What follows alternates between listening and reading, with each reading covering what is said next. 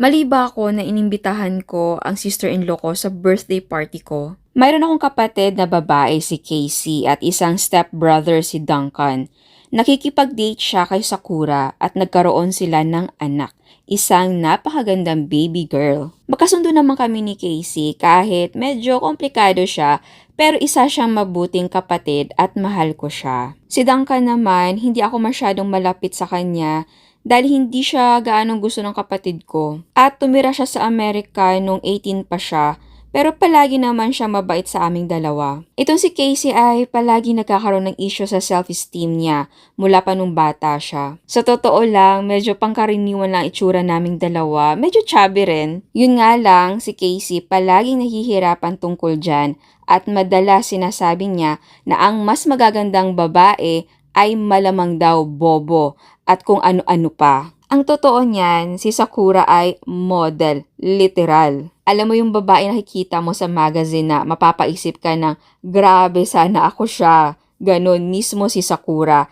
kaya hindi siya kailanman nagustuhan ng kapatid ko kahit na mabait talaga siyang tao. Kahit nung nagbuntis siya, ang ganda-ganda pa rin niya and after niyang manganak, bumalik agad ang katawan niya. Isang linggo pala, nakabikini na siya at mukha siyang Diyosa kasamang kanyang baby girl. Kaya si Casey, galit na galit, kinamumuhian niya talaga si Sakura. Sobrang naiinggit siya at palaging sinasabi kung gaano ka-unfair na ang mga babaeng katulad ni Sakura ay tila napakadali ng buhay. At dahil dito, ayaw rin sa kanya ng nanay ko dahil ayaw siya ng kapatid ko. At eto na nga, papalapit na ang debut ko. So eto ay malaking bagay para sa akin at para sa kanila. Ngayon, iginigiit ng mother ko at ng kapatid ko na huwag nang imbitahin si Sakura. Gusto nilang imbitahin si Duncan, pero hindi si Sakura. Medyo naguguluhan ako kung anong dapat kong gawin. Mahal ko si Casey at ayokong gumawa ng anong bagay na makapagpaparamdam sa kanya ng insecurity. Pero sa kabilang banda, parang mali na basta na lang hindi ko imbitahan si Sakura. Lalo na't nasa Japan ang buong pamilya niya. Kaya si Duncan lang ang meron siya dito. Pamilya ko rin silang dalawa. Kaya hindi ko alam ang dapat kong gawin. Sobrang pinipilit ako ng mother ko at ni Casey at ayoko makasakit ng damdamin nila. Pero yes, natuloy ang party, isang barbecue kasama ang mga kaibigan at pamilya. Pero bago ang lahat, kinausap ko ng pribado si Casey at si Mama. Nakiusap ako na wag silang magsabi ng kahit anong masama. Kaya oo, naimbitahan ko sina Duncan at Sakura kasama ang baby. Nung una, hindi sila sigurado kung pupunta pero sa huli, dumating din sila. Nakilala ng lahat ang pamilya at ang baby. Ang baby ay lagi sinasama ni Sakura sa trabaho, kaya sanay sa maraming tao. Ang bait-bait at sobrang cute, halos lahat nakapalibot sa kanila na okay lang naman sa akin to be honest. Pero syempre, hindi mapigilan ng kapatid at nanay ko ang sarili nila. Hindi sila nagsasalita sa harap ni Sakura, pero nag-umpisa sila sa pangungutya sa pangalan ng baby.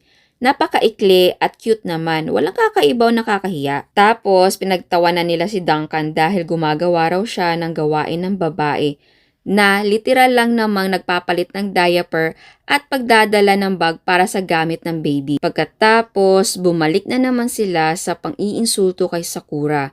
Naging super awkward pa, lalo na nang tanungin siya ng ibang tao tungkol sa trabaho niya. Nagkwento si Sakura ng mga ilang photoshoots niya sa linggong iyon at si Duncan hindi mapigilan ang paghanga sa isang malaking proyekto na gagawin ni Sakura. Nakaka-proud naman talaga. Pero kitang-kita na galit si Mama at si Casey. Sinubukan ko namang pigilin sila tuwing naririnig ko pero syempre, abala rin ako sa pakikipag-usap sa ibang tao. Lahat tuluyang sumabog na nasa kusina kami. May sinabi kasi itong si Casey kay Mama na sobrang bastos na komento tungkol sa bata. Na kesyo daw paglaki, magiging maganda pero bobo. Tulad daw kay Sakura. Hindi ko maalala ang insaktong salita pero ganun ang ibig sabihin. At sigurado akong narinig ni Sakura yon. Dahil ilang minuto lang lumapit si Duncan at nagsabi na masama ang pakiramdam ni Sakura. Masakit daw ang tiyan nito. Kaya magpapaalam na sila. Wala na silang ibang sinabi. Pagkatapos ng party, nagkaroon ako ng matinding away kay Casey at kay Mama. Simula nun, hindi ko na kinakausap si Casey.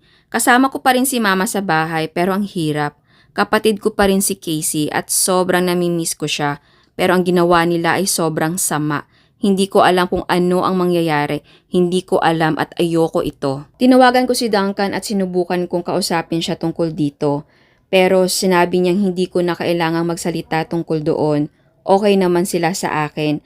At sa pagkakaalam ko, hindi rin sila nagsabi ng kahit ano sa iba. So yun lang, hindi ko alam kung kailan kami magiging okay ng mama at ni Casey. At hindi ko din alam kung kailan magiging okay ang relasyon nila mama, Casey, Duncan at Sakura.